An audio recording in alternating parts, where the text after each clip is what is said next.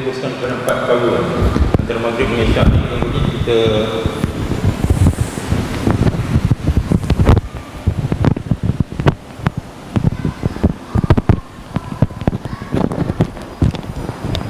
kita rumuskan 4 perkara yang penting.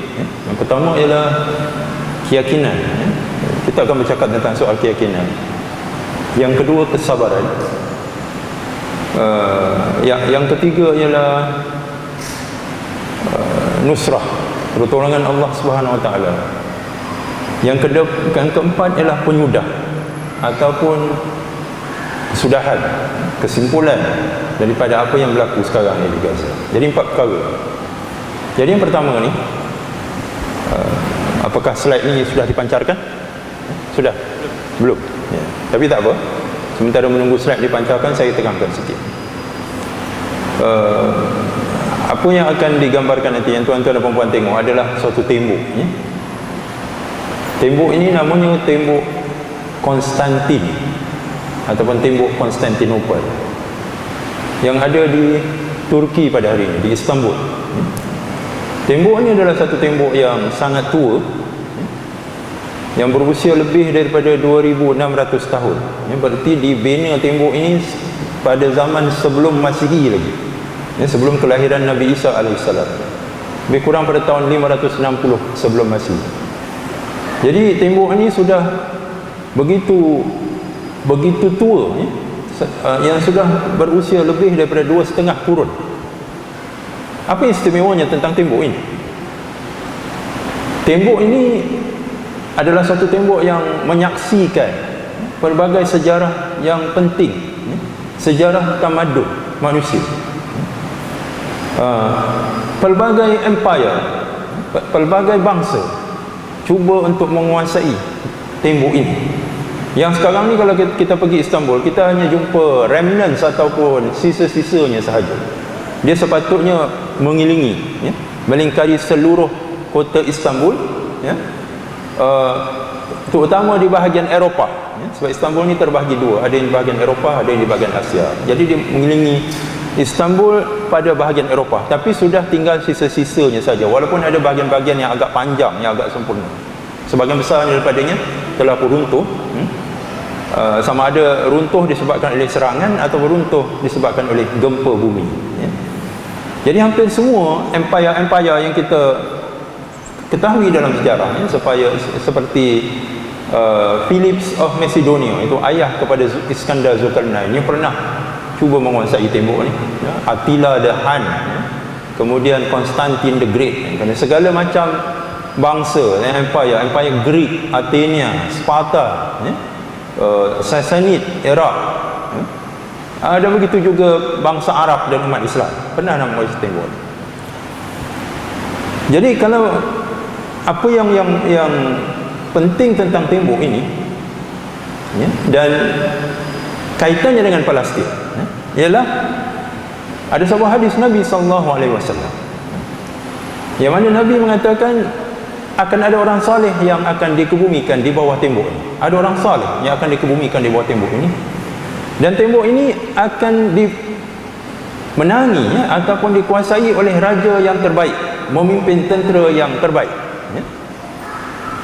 Jadi ketika hadis ini diungkapkan berkaitan dengan kota Konstantin, seorang sahabat yang bernama Abu Ayyub Al-Ansari radhiyallahu anhu memang mempunyai satu cita-cita. Moga-moga dia termasuklah golongan yang dikatakan oleh Rasulullah SAW, umat yang akan menguasai tembok Konstantinopel.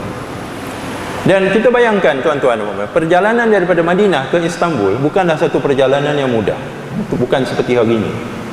Kita nak pergi Istanbul daripada Kuala Lumpur, ambil penerbangan lebih kurang 10 jam sampai.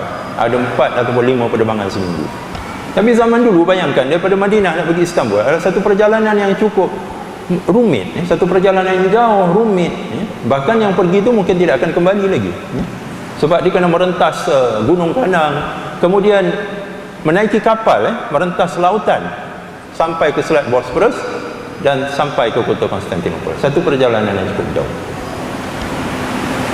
Jadi pada tahun 674 Masihi, 674 Masihi ini Berarti sudah 40 tahun lebih wafatnya Rasulullah SAW. Ya, selepas Rasulullah wafat.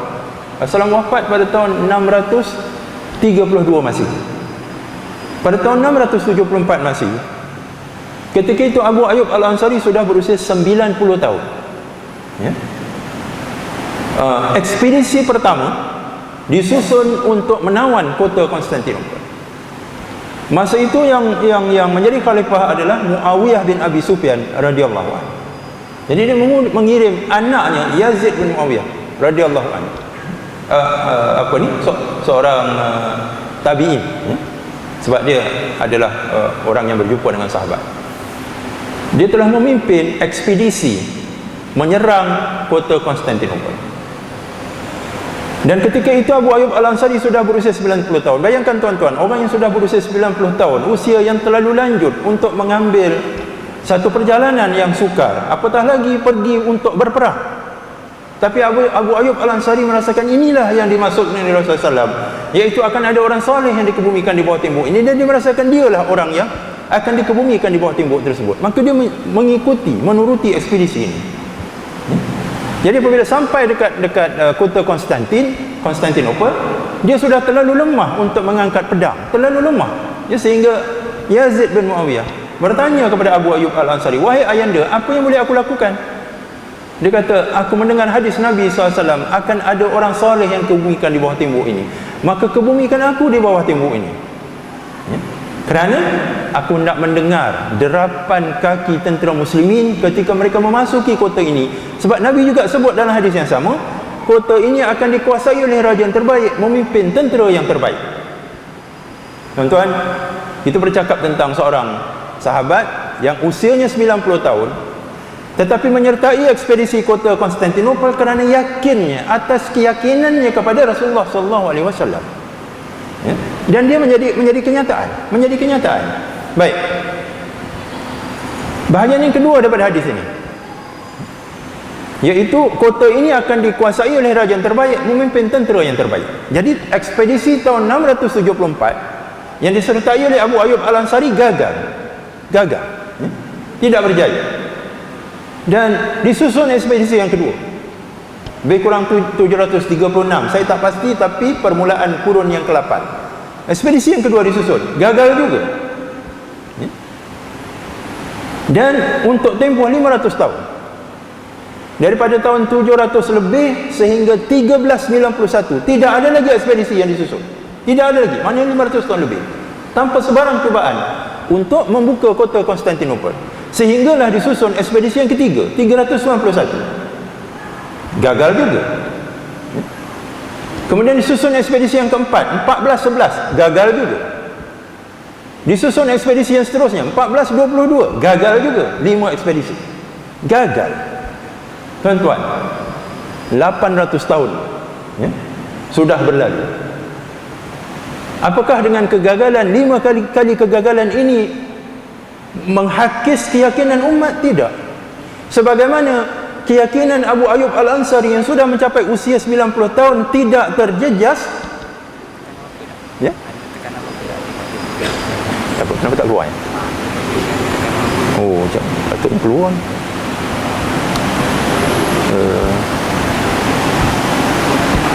Tak ada kot itu. Yang ini kot. Tengok keluar. Tak apa. Baik, gambar tak keluar, tak apa. Jadi seorang yang sudah lanjut usianya, yang pada lazimnya, pada adatnya sudah tidak mampu lagi untuk mengambil satu perjalanan yang cukup jauh, yang cukup mencabar, kemudian untuk menyertai sebuah peperangan, untuk berhadapan dengan tentera Rom. Tapi justru yakinnya dia kepada janji Allah Subhanahu Wa Taala melalui lidah Nabi sallallahu alaihi wasallam, dia turut sama di dalam ekspedisi ini, dan dialah orang yang dimaksudkan oleh Nabi akan ada orang saleh yang kebumikan di bawah tembok ini. Yang kemudian berlalu masa yang begitu lama, 800 tahun, 5 kali cubaan, gagal setiap satu daripadanya.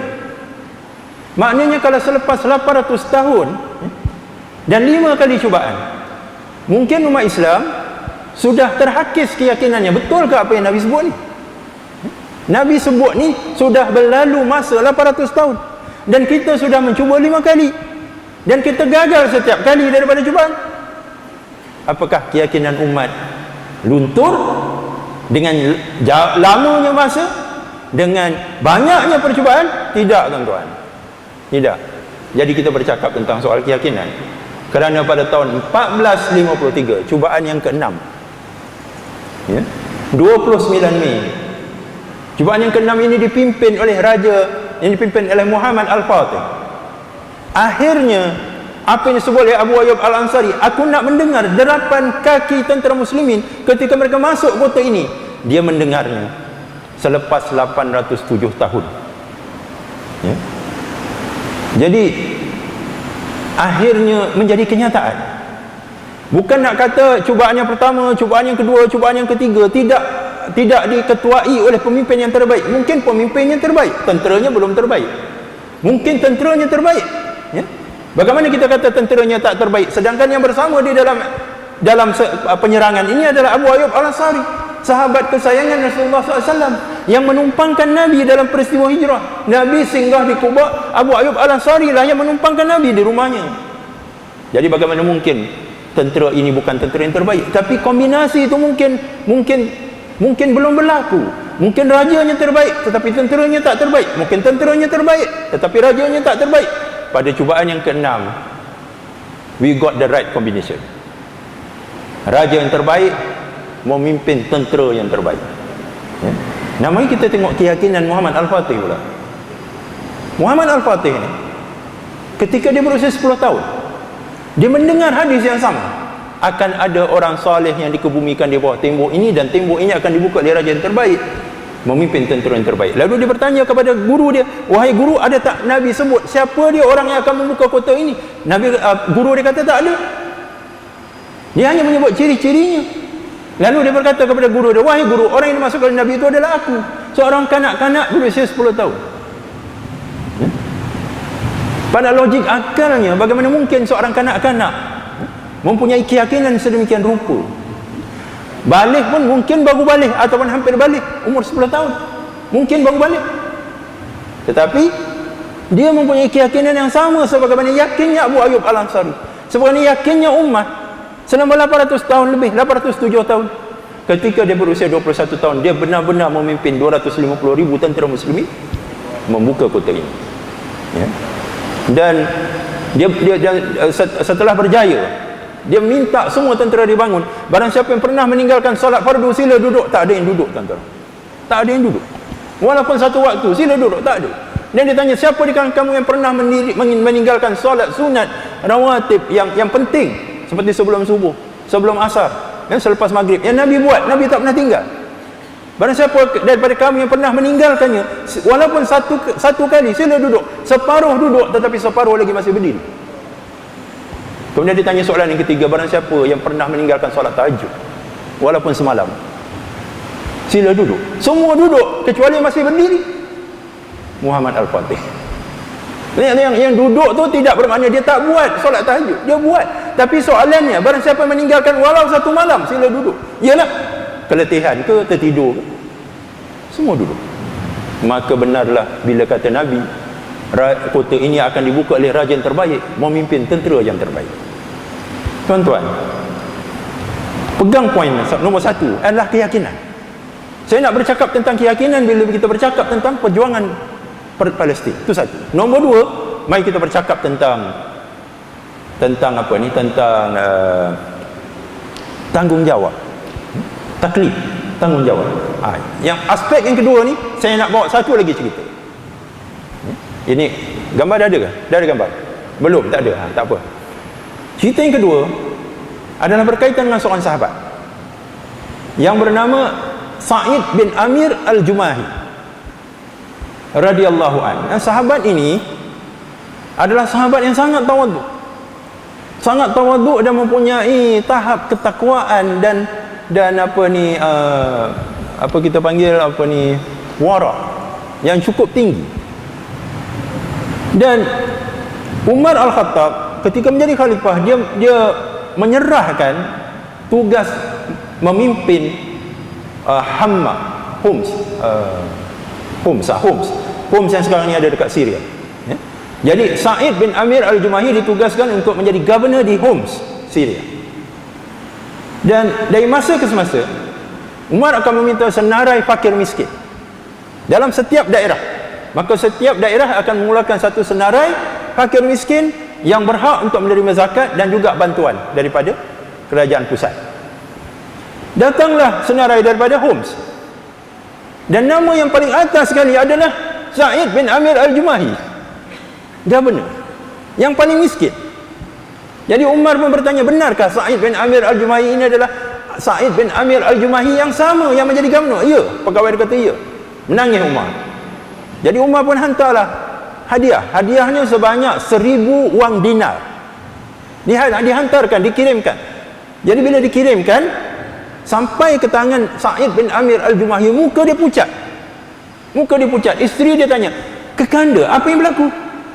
Apakah kita menerima berita wafatnya Khalifah Umar?" Sebab muka dia pucat. Dia kata, "Tidak, lebih dahsyat daripada itu." "Apa yang lebih dahsyat daripada itu, wahai kanda?"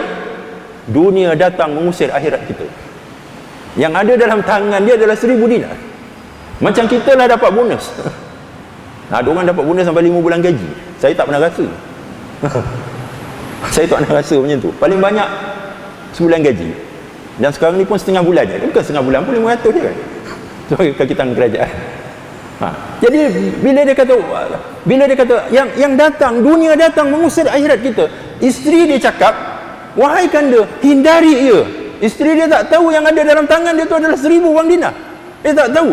Tapi bila Sa'id bin Amir al-Jumahi kata, "Dunia datang mengusir akhirat kita," isteri dia kata, "Hindari dia." Dia pun pergi ke pasar, dia bagi-bagi duit tu sampai habis.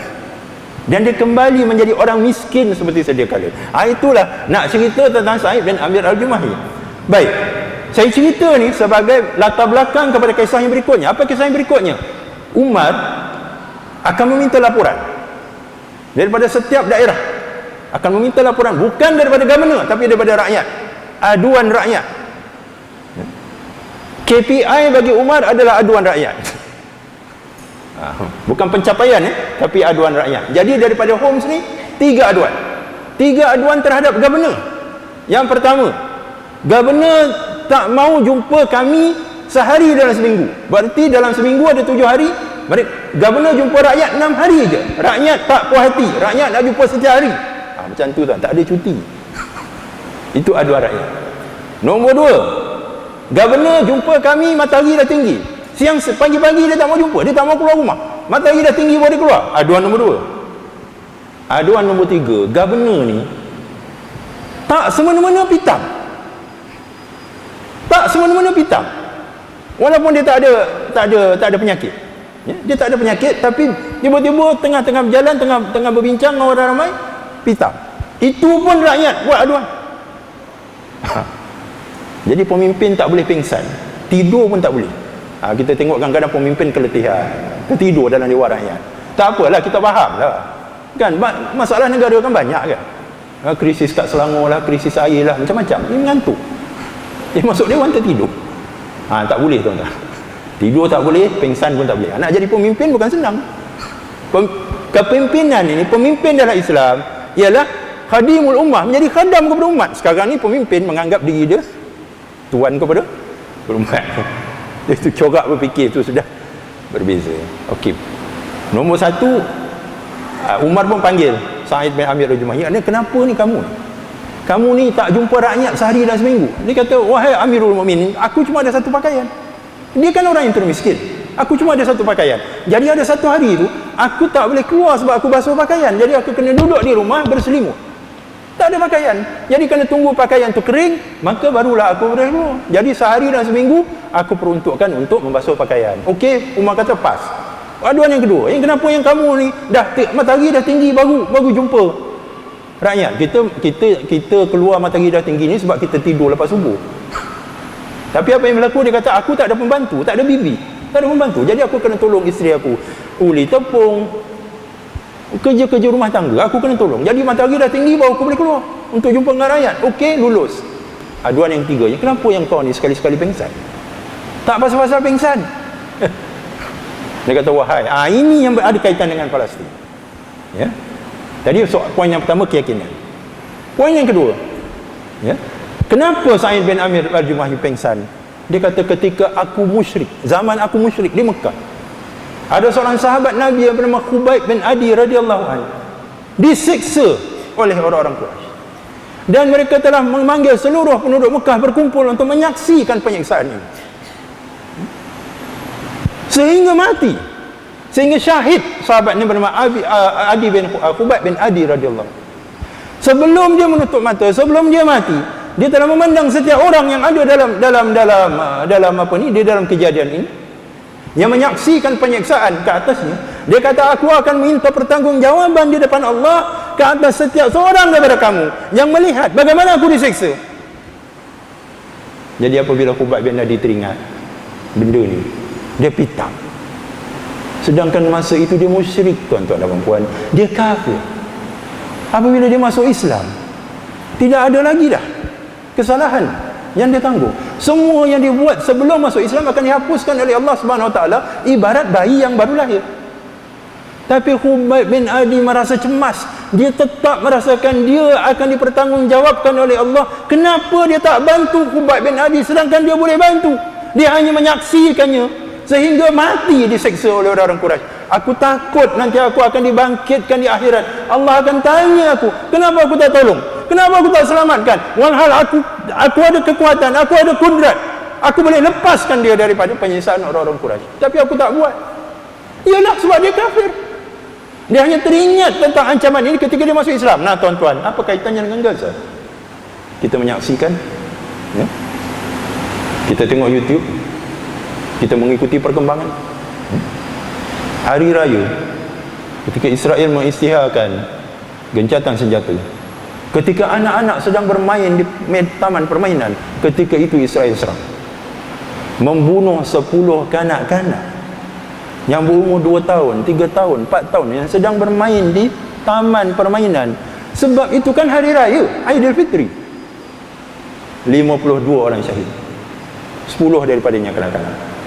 Hari berikutnya raya kedua, 152 dibom di pasar-pasar. Tuan-tuan, kita sedang menyambut hari raya.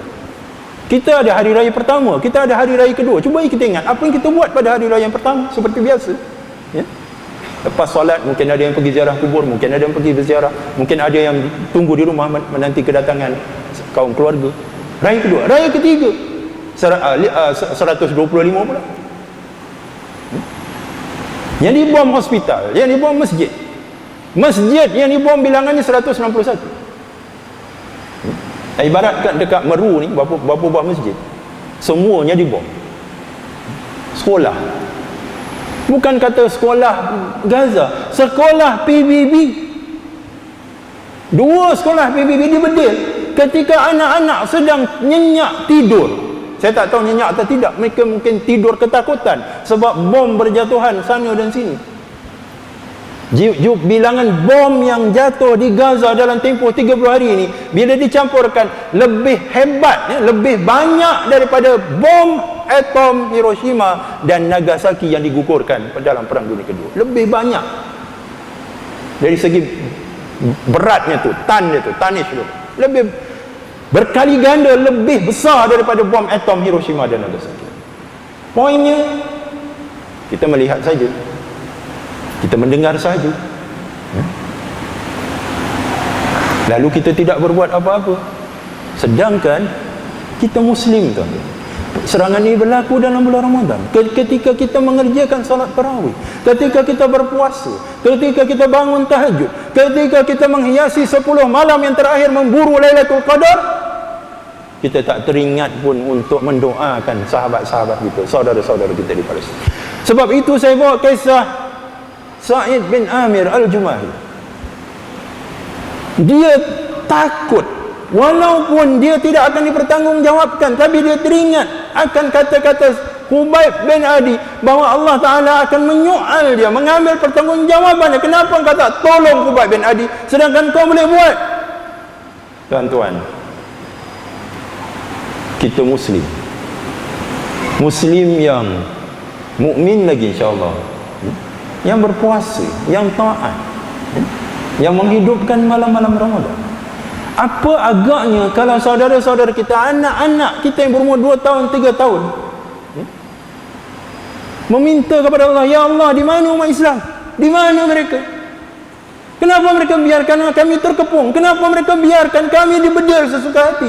Yang terbunuh sudah 300 lebih kanak-kanak tu. 300 lebih. Bilangan yang syahid 1,800 lebih. Dan saya memang setiap hari memang akan dihujani oleh pertanyaan-pertanyaan daripada wartawan. Dan dia bertanya perkembangan. Saya kata saya tak minat nak cerita pasal perkembangan. Kita nak cerita pasal bilangan yang mati, buat apa? Bilangan yang mati ratusan setiap hari. Apakah kita ni sekadar membuat scoreboard, hari ni berapa? 125, besok 150.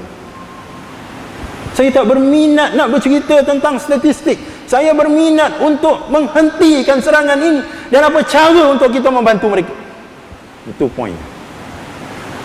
Jadi tuan-tuan, poin nombor 1 keyakinan. Poin nombor 2 ialah pertanggungjawaban. Ada?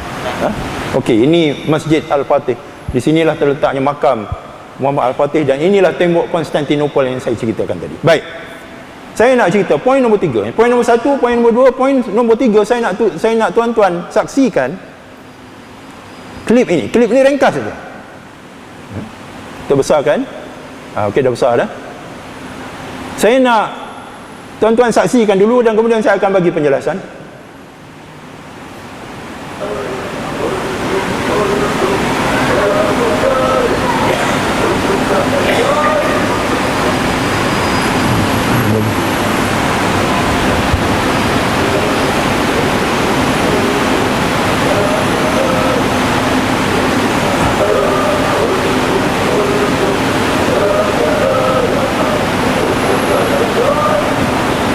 Okey, apa yang kita saksikan ini? Ini bukan drone Israel. Ini drone Hamas. Dan ini akan menjadi poin saya yang nombor 3. Cuba saksikan baik-baik. Ini adalah sebuah drone, iaitu sebuah kapal terbang pesawat tanpa pemandu kawalan jauh, yang telah mengejutkan bukan sahaja Israel, bahkan mengejutkan kita. Bagaimana mungkin Hamas, bagaimana pejuang Islam yang selama ini dikepung, dikenakan sekatan ekonomi, mampu mencipta drone, dan setakat ini sudah 3 drone yang dilepaskan, yang dinamakan Ababil 1, Ababil 2, Ababil 3. Salah satu daripadanya ditembak jatuh oleh Israel dengan menggunakan Iron Dome dia. Tapi tuan-tuan, harga drone ni lebih kurang $100 je. Teknologi untuk membuatnya lebih kurang $100 je. Tapi Israel menggunakan peluru berpandu yang nilainya $300,000 untuk menembak sebuah drone yang harganya lebih kurang $100. Nombor 2, Ababil 2, Ababil 3 lepas dapat mengelak daripada dikesan oleh radar, sebab dia terbang rendah di atas permukaan laut, kemudian dia naik ke atas dan dia masuk jauh ke dalam Israel dan pergi ke tempat yang paling sensitif, iaitu military base ataupun pengkalan tentera Israel.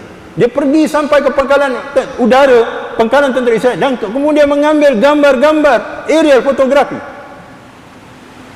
dan balik dengan selamat. Dan kita tengok dalam gambar tadi, ya. Kita tengok dalam gambar tadi macam mana tadi? Ni. Kita tengok dalam gambar tadi, drone ini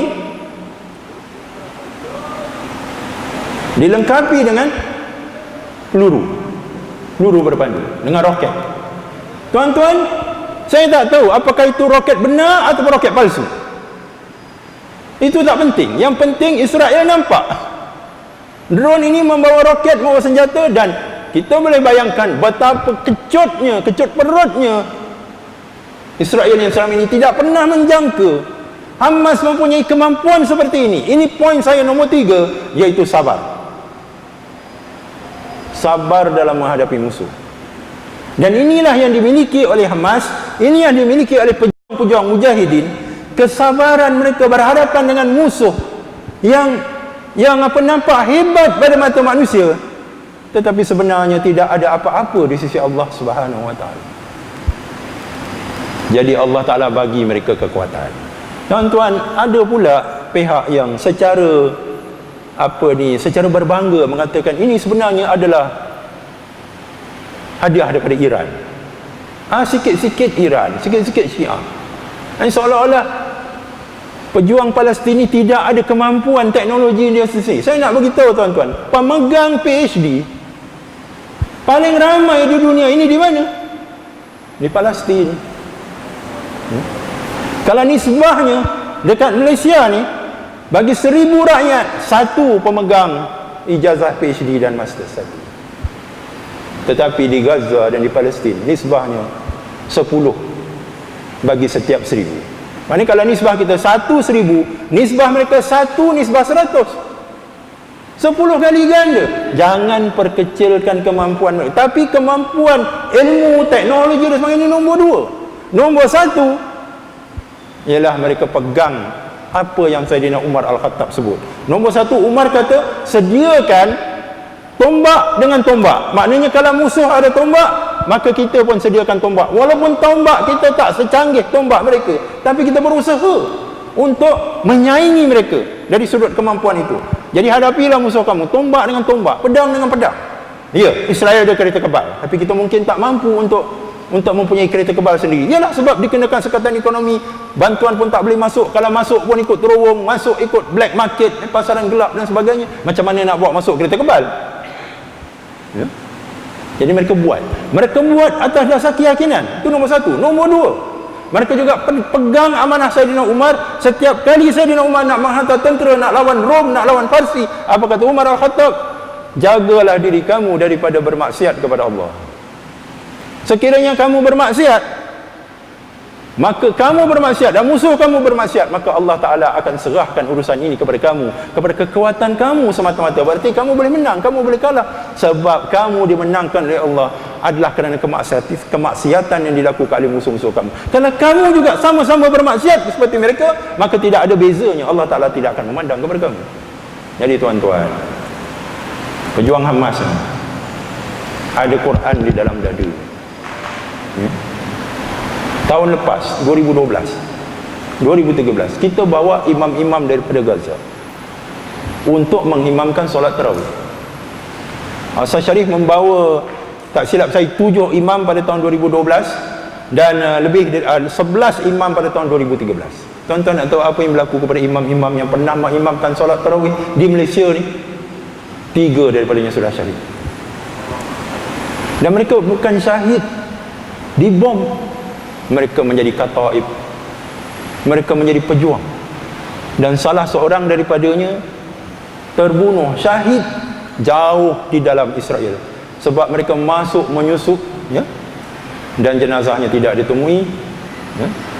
Dan 3 orang beruntunglah, siapa-siapa yang pernah berimamkan mereka dalam bulan Ramadan ketika menunaikan solat tarawih. Itulah tuan-tuan, ya. Maknanya Allah Ta'ala bagi mereka kekuatan. Ya, kalau umat Islam tak peduli dekat mereka, kalau kita sekadar melihat, menonton, mengira jumlah kematian, sekadar berdemonstrasi, ya, kami buat demonstrasi, kita anjurkan demonstrasi, kita nak rakyat Malaysia semua turun untuk tunjukkan kepada dunia, rakyat Malaysia membantah, ya, dan mengecam, mengutuk apa yang dilakukan oleh Israel. Mengecam dan mengutuk tak membadai. Saya tak kata jangan demo, berdemo lah. Kita kena tunjukkan kepada masyarakat dunia. Saya sendiri penganjur ni, Asal Sharif sendiri penganjur ni. Tetapi yang lebih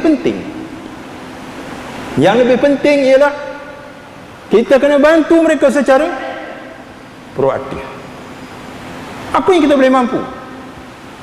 Kalau doa, setakat doanya takkan doa saja. Ini saya akan cerita kemudian. Tetapi kalau orang lain tak bantu, jangan bimbang. Mereka ada Allah, ya? Ismail Haniyeh menulis dalam Twitter, dihantar Twitter. Dia kata, kami tak peduli. Mesir nak tutup sempadan Rafah, tutuplah. Sebab pintu syurga terbuka luas untuk kami. Kami tidak mengharapkan, kami tidak akan menagih kepada Fatah As-Sisi yang membunuh rakyatnya sendiri, yang menggulingkan Presiden Mursi dan bersekongkol dengan Israel, menutup sempadan Rafah, satu-satunya laluan, sehingga tidak ada doktor yang benar akan masuk. Tuan-tuan, terak ya, bantuan ubat-ubat 16 terak tersadai sebegitu lama. 20 ambulan masih lagi menunggu. 8 daripada ambulan ni sumbangan rakyat Malaysia, masih belum boleh masuk lagi. Cumanya alhamdulillah, sehari sebelum hari raya ada gencatan senjata selama 12 jam.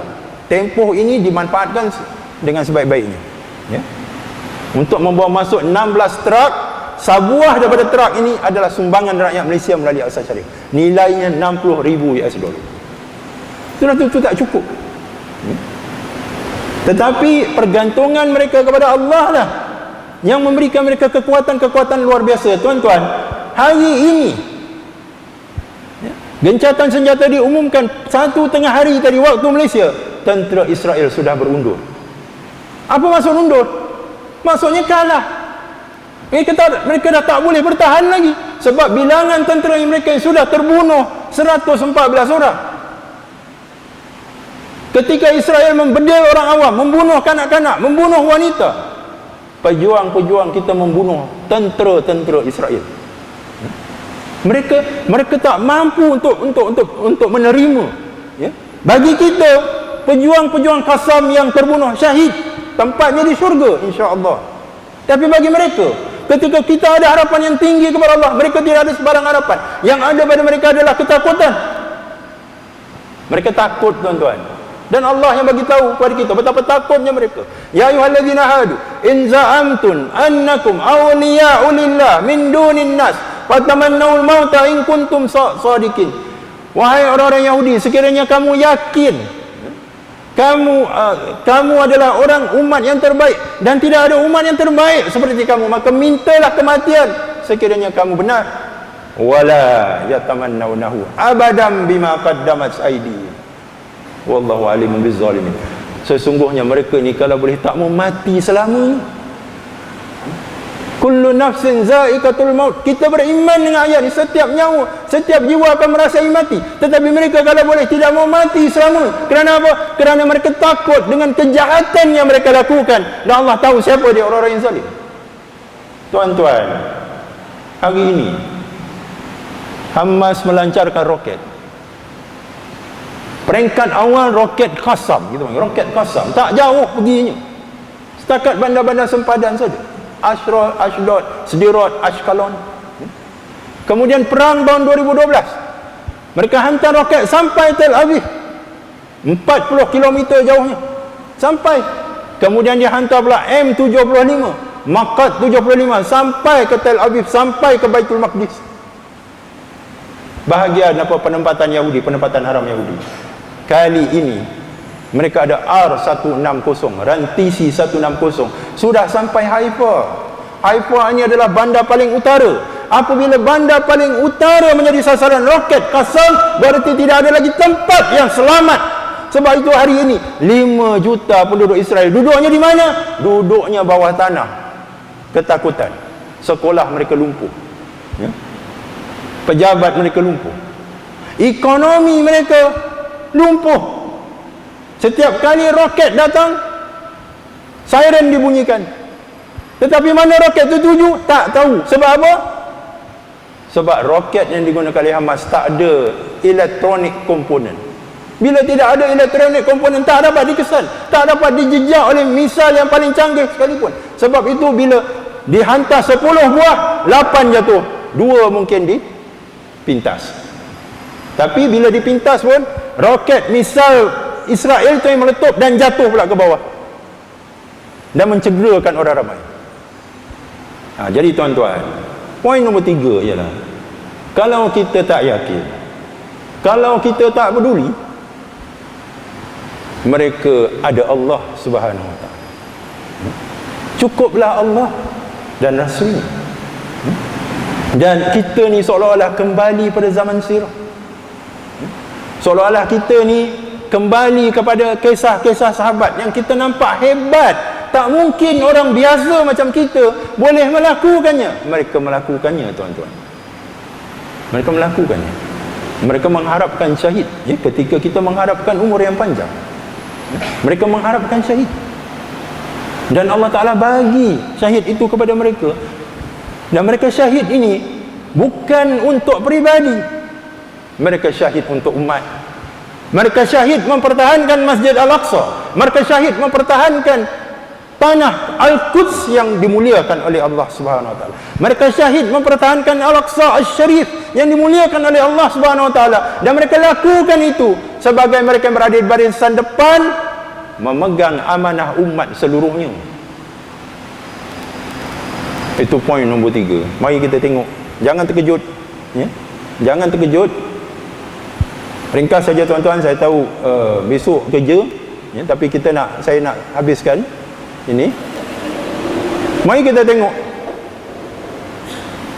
gambaran kita terhadap pejuang Hamas tukar. Dia bukan macam dulu lagi, ya, cuba tengok. Ini dia pejuang Hamas yang sudah seumpama tentera elit profesional. Tengok, mereka sudah mempunyai amphibious team, ya?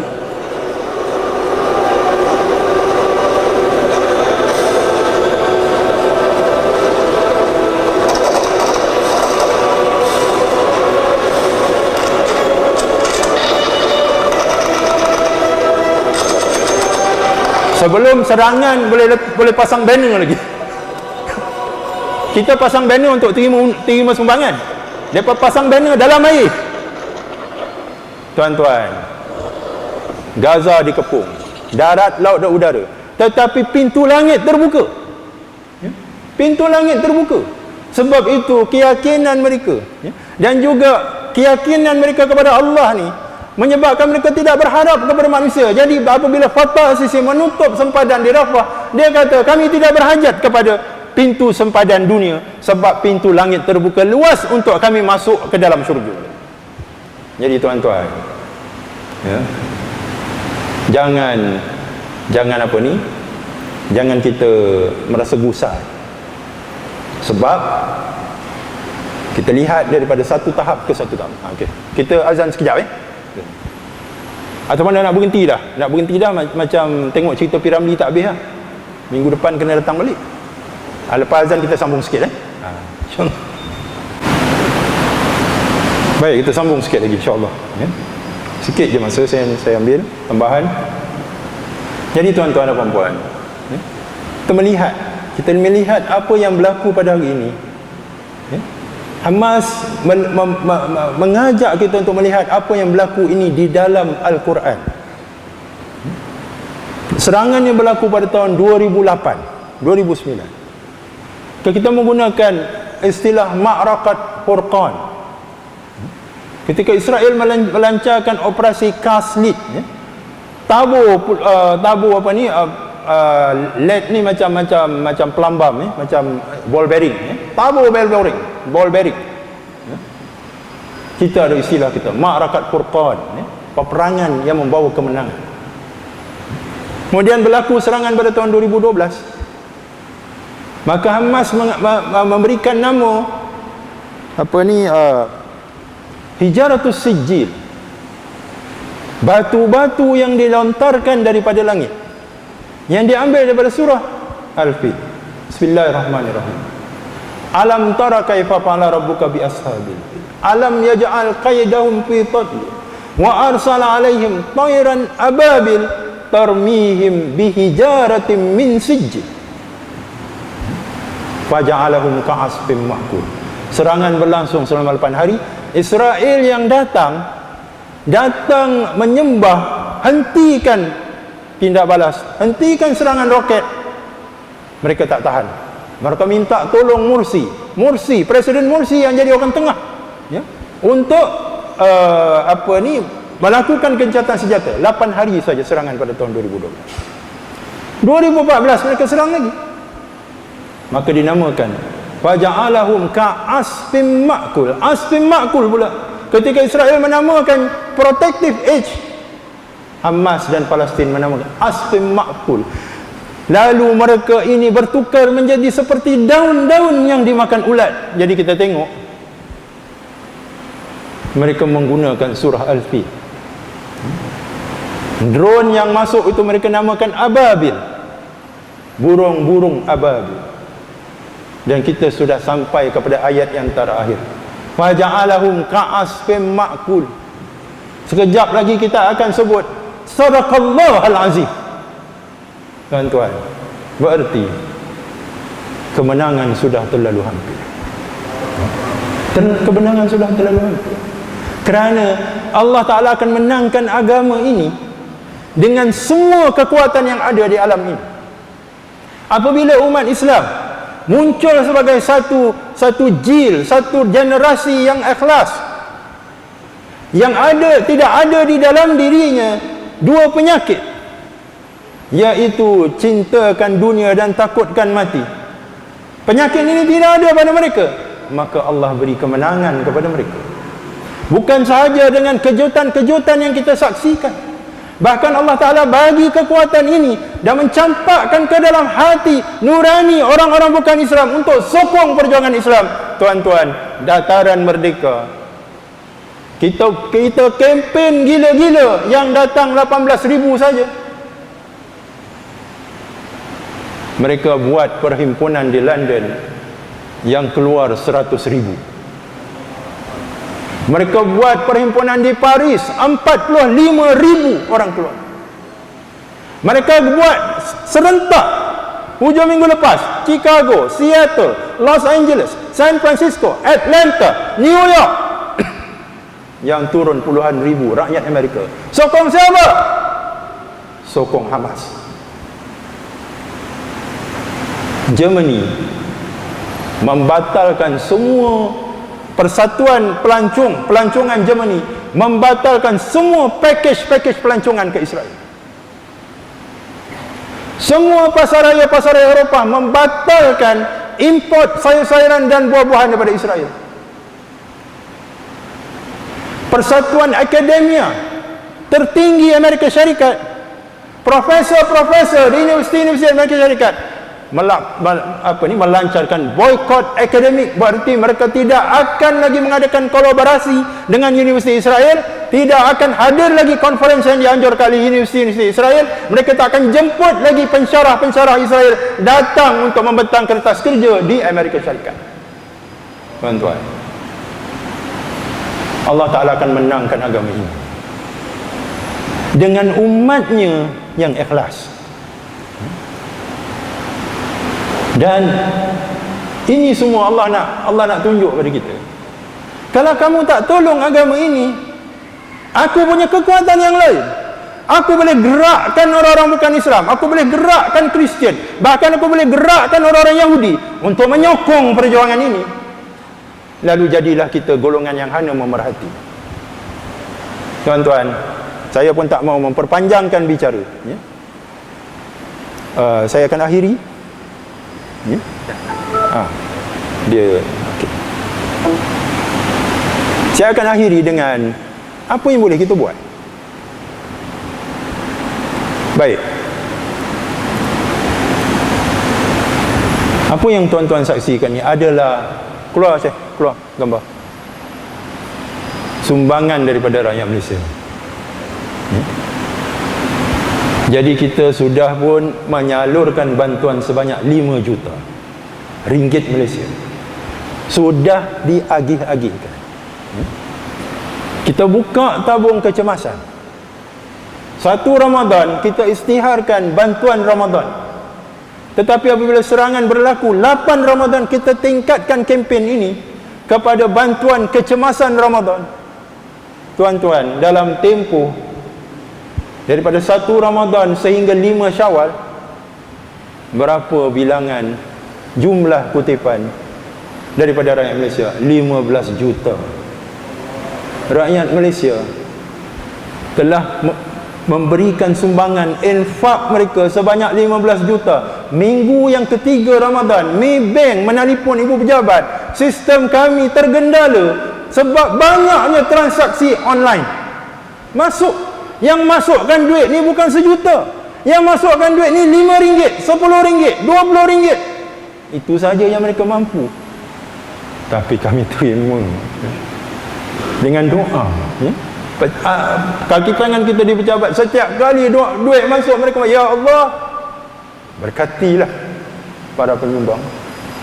Ada yang tak ada duit, saya tak ada duit ni, dia tulis email saya buat puisi, dia hantar puisi. Semua umat ini bersama-sama dengan jihad, ya.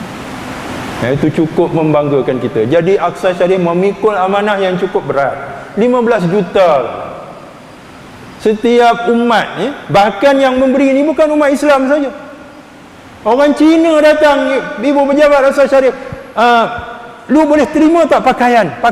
Saya mau bagi pakaian. Kita tak terima pakaian, tapi dia nak bagi juga. Saya mau tolong orang Palestin.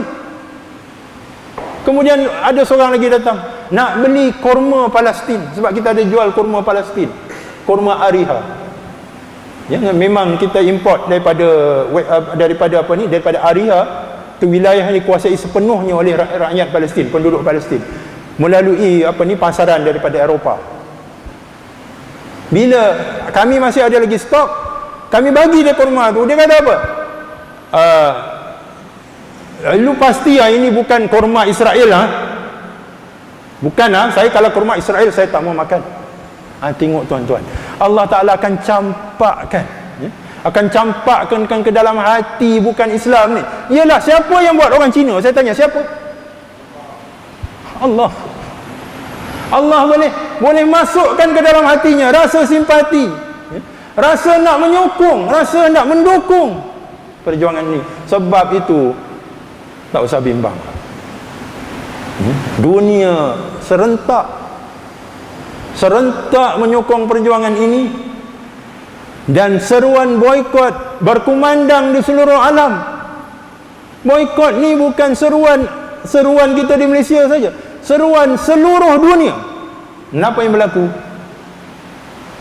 Saham McDonald dan saham Coca-Cola jatuh teruk dalam tempoh 21 hari dalam bulan Ramadan, jatuh teruk. Dan ini bukan dilaporkan oleh Berita Harian, ini dilaporkan oleh CNN. Maknanya saham McDonald seluruh dunia jatuh. Berarti yang boikot ni bukan kita saja, tapi seluruh dunia. Tuan-tuan, yang kita nak pertahankan McDonald ni sebab apa? Dah jelas-jelas dah, McDonald adalah penyumbang tegar kepada JUF, Jewish United Fund. Kita tengok pula ke mana duit ini disalurkan. Mereka tak berselindung. 28% untuk Israel, 30% untuk kerja-kerja PR untuk Israel, 20% untuk pendidikan Yahudi dan Israel. Tuan-tuan boleh pergi website dia. Okey, kita kata McDonald Malaysia tak ada kena-mengena dengan McDonald US. Dekat mana logik ni? Dia menggunakan lambang McDonald, menggunakan resepi McDonald, menggunakan model perniagaan McDonald. Kenapa pula tak ada kaitan dengan McDonald US? Tuan-tuan, McDonald US tak laku. Siapa yang pernah belajar sampai pernah pergi US tahulah, dekat US ni begitu banyak fast food, restoran makanan segera. Kita ada Captain D's, kita ada Long John Silver, kita ada Red Lobster, kita ada apa lagi? Burger King. Segala macam. Jadi McDonald ni bukan pilihan. Maknanya kalau McDonald dekat US, dia tak boleh nak bersaing dengan semua restoran-restoran makanan segera. Saya tahulah Red Lobster, Long John Silver tu lebih sedap daripada McD. McD tak laku dekat US. Macam mana nak bagi laku? Dia buka cawangan dia di seluruh dunia, yang bilangannya 10,000. Jadi ada McDonald Malaysia, McDonald Singapura, McDonald Thailand, McDonald Indonesia, McDonald Korea Selatan, McDonald Jepun. Dan skripnya apa? Pada setiap McDonald luar negara ni, overseas branch ni, dia kata, okey, McDonald luar negara ni tak ada kena-mengena dengan McDonald US. McDonald Malaysia tak ada kena-mengena. McDonald Indonesia tak ada kena-mengena. McDonald Jepun tak ada kena-mengena. Selamatlah McDonald US tu.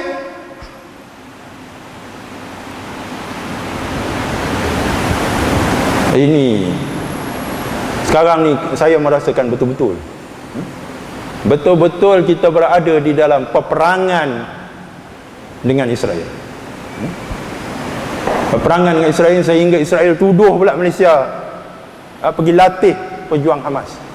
Benda ni tak masuk akal, tapi menunjukkan betapa Malaysia ni sudah menjadi ancaman kepada Israel, sehingga pakar-pakar IT kita, pakar-pakar penggodam kita boleh masuk di dalam IDF punya sistem komunikasi. Tentera Israel punya web komunikasi, Facebook dia, dan boleh tulis kat situ pula, dia menyamar jadi admin IDF. Jangan tinggal daku, dah sah-sah lah orang Melayu, kena hack. Last IDF terpaksa tutup dia punya capaian, jadi kita tak boleh masuk dah. Wah, hebat penggodam daripada Malaysia. Berarti inilah jihad kita. Dan sebab itu saya kata, sebagai penutupnya saya nak tunjuk, kita akan berusaha untuk menyampaikan bantuan ini, dan 5 juta daripadanya telah kita agihkan.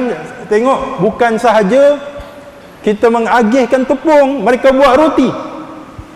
Bayangkan, mereka buat roti dalam keadaan serangan sedang berlaku.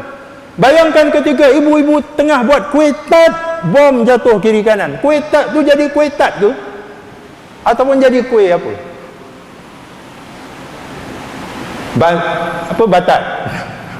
Habis kita tengok, kita ada seorang pegawai dekat sana, IR Ahmad Thabit Al-Hafiz, yang juga pernah kita jemput jadi imam untuk mengimamkan solat tarawih di Malaysia bulan Ramadan tahun lepas.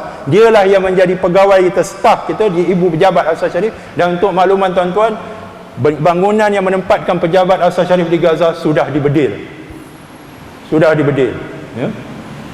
Kita ada 9 sukarelawan, seorang sudah syahid. Ahmad Sabit itu sendiri, keluarganya beberapa orang sudah syahid, tetapi mereka bekerja 24 jam berterusan untuk memastikan bantuan daripada Malaysia ini sampai kepada penerima. Dan dihantar terus, seperti yang kita tengok dalam gambar ini, dihantar terus kepada penduduk. Dan tuan-tuan, bila kita kata bantuan makanan, dia bukan sekadar tepung, gula dan minyak. Barang-barang yang ada dalam gudang Al-Aqsa Sharif ni macam 7-Eleven. Semua ada. Tuan-tuan nak cari bos gigi, ada. Toiletries ada. Bantal, tilam, selimut, semua ada. Bahkan permainan. Maknanya ada gambar yang mungkin ada ke tidak, tapi boleh tengok dalam website, dalam Facebook Al-Aqsa Sharif, ya. Dan kita edarkan masakan panas. Kita bercakap tentang memasak, ya. Ini pegawai dan sukarelawan kita menghantar terus, ya, ke tempat-tempat yang dikesani. Nah, inilah wajah anak-anak. Saya tak tahu mereka ini masih hidup ataupun telah syahid, ya. Sebab apabila tentera Israel berundur keluar daripada sempadan, hari ini, bermula daripada hari ini, mereka mula mencari mayat. Salah seorang daripada imam kita, ya, iaitu Imam Ibrahim Yaqub, Muhammad Ibrahim Yaqub Al-Syahid. Mula-mula kita tak dapat nak sahkan dia syahid, tetapi setelah digali, ya, tempat tinggal dia gali 12 meter, kita jumpa jenazah dia tertimbus ke bawah. Barulah diisytiharkan, sahlah bahawa Imam Ibrahim Yaqub, Muhammad Ibrahim Yaqub sudah pun syahid. Seorang daripada 3 imam Gaza yang syahid, ya, dalam serangan kali ini. Kita cuba tengok tu, kalau anak-anak boleh tengok dengan rapat, wafer tu apa, coklat. Maknanya kita cuba untuk memberikan keceriaan kepada anak-anak kita walaupun dalam keadaan kecemasan sedemikian, ya. Kurma, minuman dalam tin, canned drinks, ya. Dan lihat, ini kesan daripada bom, ya. So sukarelawan kita dan pegawai kita bawa makanan panas tadi, pergi dari rumah ke rumah, dan tengok mereka masak. Dan masak bukan cincai, tuan-tuan. Kalau kita telur goreng je lah. Ini maklubah, murtabak, maklubah nasi terbalik tu, dan sedap. Saya pernah rasa 2012, lepas perang 2012 kami masuk, mereka masak nasi maklubah. Yang tersedap yang saya pernah rasa tu, ya.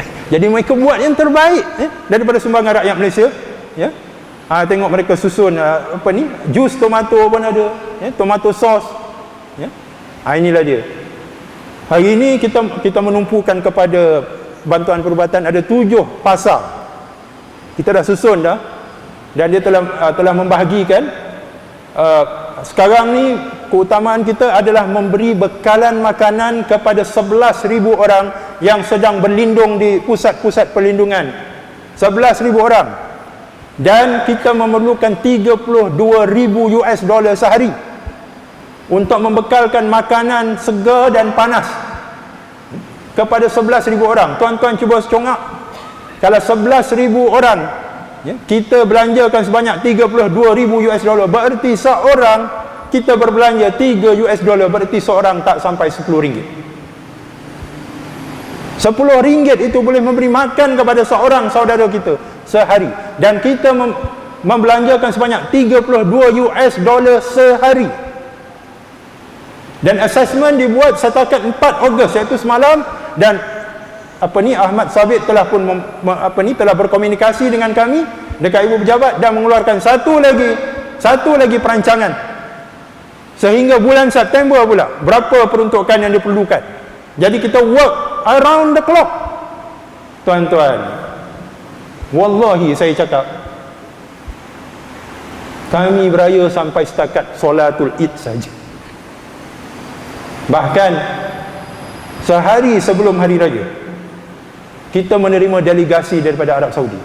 Rakyat Malaysia kutip derma di kalangan warga Malaysia di Saudi, sebab kutipan derma dekat Saudi ni tak boleh buat macam di sini, diharamkan. Bantuan kepada Palestin tidak dibenarkan, jadi tak boleh dibuat hebahan, kena buat dalam keadaan yang tertutup. Dan mereka kumpul sumbangan daripada Saudi sebanyak 106,000 rial, berarti lebih kurang 110,000 ringgit Malaysia. Mereka bawa cash. 2 orang terbang daripada Jeddah datang ke Kuala Lumpur semata-mata untuk menyerahkan duit cash kepada Al-Syarif dalam satu majlis dekat Putrajaya. Cash, tuan-tuan. Kenapa tak bank in? Kalau bank in nanti jadi soal pula. Pegawai bank akan tanya, duit ni untuk siapa? Kenapa terlalu banyak? Itulah dia Saudi. Nasib baiklah Saudi itu ada Mekah dan Madinah. Kalau tak, memang kita tak pi. Memang kita tak pi. Kita pergi sebab wajib buat haji. Tapi itulah dia wajah-wajah pemimpin-pemimpin Islam. Jadi cash bawa sehari sebelum raya, bank dah tutup, tuan-tuan. Mana kita nak simpan duit tu? Takkan nak simpan rumah saya? Simpan kat pejabat dalam peti besi. 2 orang staff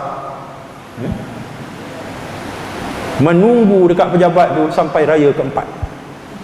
Tak balik kampung, tak beraya, setakat sembahyang raya. Nak bagi tahu, inilah dia pengorbanan pekerja-pekerja, aktivis-aktivis. Yang saya rasa mereka inilah yang akan masuk syurga, insya-Allah. Orang macam saya payah sikit keluar TV, keluar radio, payahlah sikit.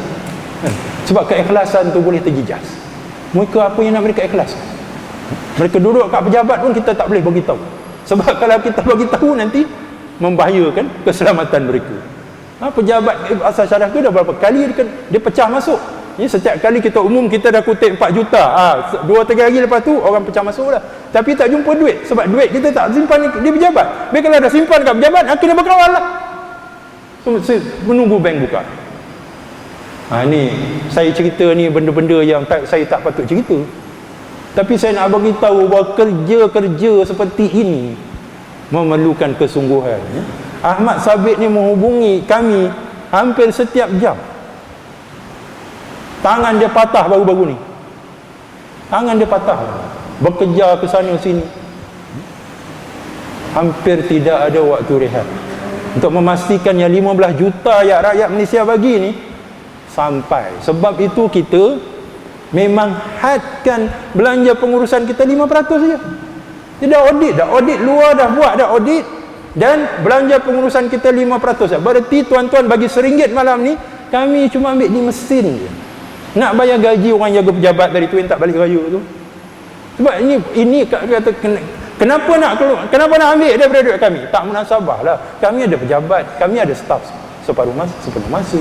Tapi kalau dah kutipannya sampai 15 juta, berarti belanja pengurusannya jadi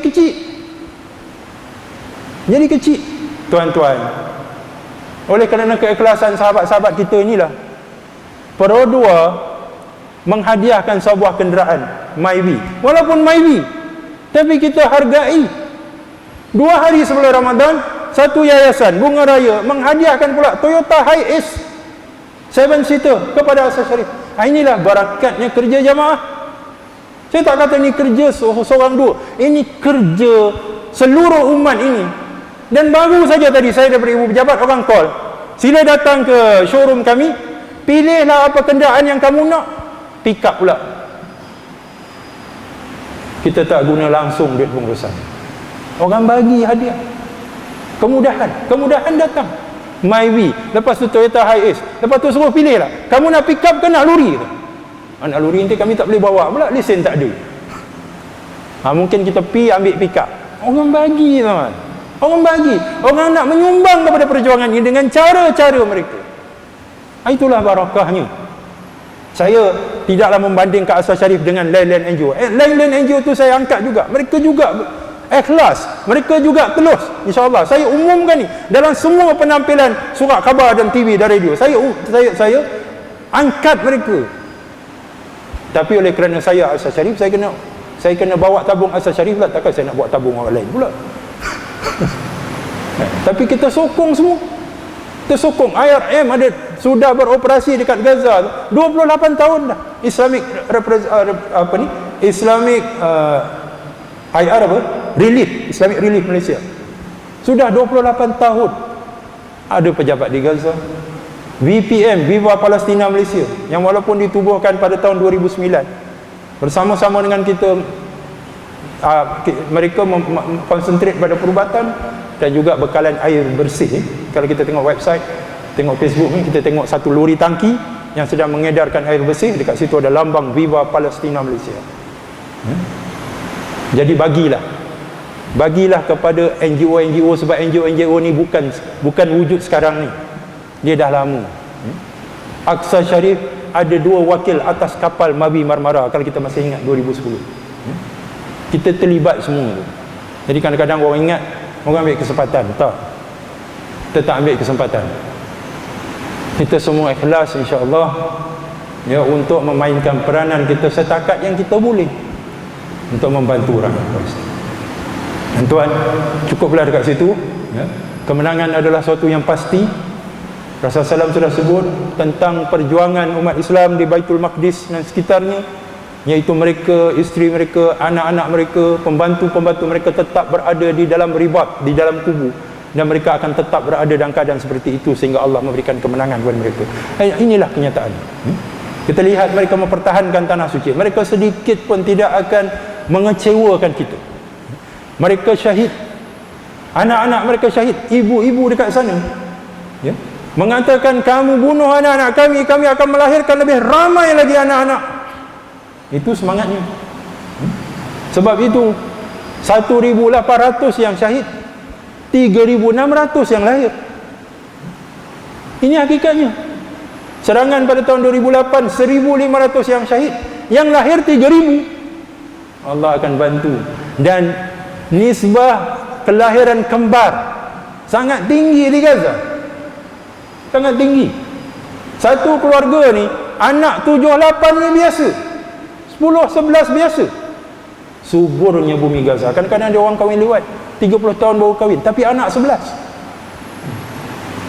Bom jatuh kiri kanan pun beranak juga.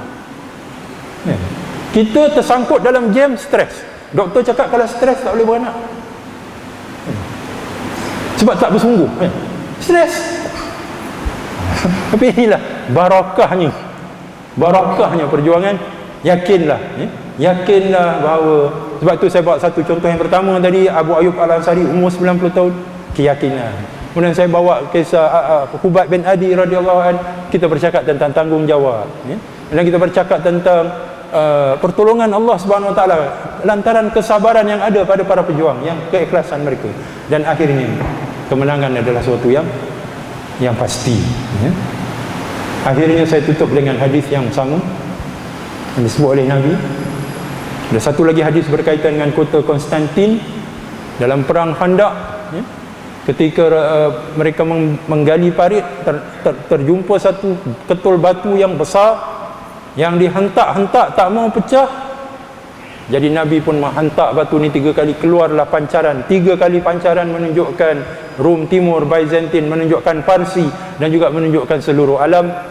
Dan Rasulullah bersabda, dengan izin Allah kamu akan menakluk kota Konstantin dan Rom. Dan sahabat tanya, yang mana dulu ya Rasulullah? Nabi kata Konstantin. Sebab itu mereka berusaha bersungguh-sungguh, sehingga 807 tahun selepasnya barulah kota Konstantinopel jatuh, dan itulah Istanbul pada hari ini. Jadi Rom, beberapa cubaan dibuat untuk menguasai Rom dekat Itali, gagal. Jadi kemudian ulama mengatakan Rom yang disebut oleh Nabi itu bukan kota Rom, tapi Rom yang disebut oleh Nabi itu adalah kuasa-kuasa besar.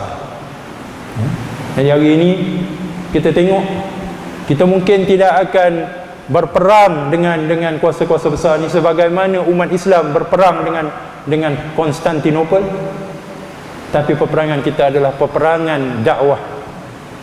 Jihad kita adalah jihad lisan, jihad kita adalah jihad Quran. Sebab itu tahun ini syarikat Postal Service US mengeluarkan stamp Aidilfitri. Dan ini bukan tahun pertama. Syarikat Postal Service di US telah mengeluarkan stamp Aidilfitri sudah 10 tahun berturut-turut. Boleh pergi website, boleh cek. Bermakna dakwah sedang berkembang, umat Islam tak boleh diketepikan, dan tidak mustahil satu Syawal akan datang diisytiharkan oleh kerajaan Amerika sebagai cuti umum. Tak mustahil, kerana bilangan umat Islam sudah meningkat. Kita lihat di Jerman, 3,000 orang mengucap syahadah serentak dalam masjid. Ini bukan kabar angin, ini memang benar-benar berlaku. Islam akan terus maju di barat, dan inilah disebut oleh Nabi, oh kamu akan menguasai Konstantin dan Rom. Konstantin untuk sahabat, Konstantin untuk umat yang terdahulu, Rom untuk kita. Syarat kita pertingkatkan amal dakwah kita, pertingkatkan jihad lisan kita, Quran kita, bina keluarga kita di atas asas-asas Islam. InsyaAllah, in tansurullah yansurkum wa yusabbit aqdamakum. Bantulah agama Allah, Allah akan tolong kamu dan akan tetapkan pendirian kamu di atas muka bumi. Jazakumullah khairan katsira. Mungkin panggilan pun agak short notice, dan saya pun lambat memberi jawapan sebab hari ini saja tiga media yang kami terpaksa layan. Kemungkinan ada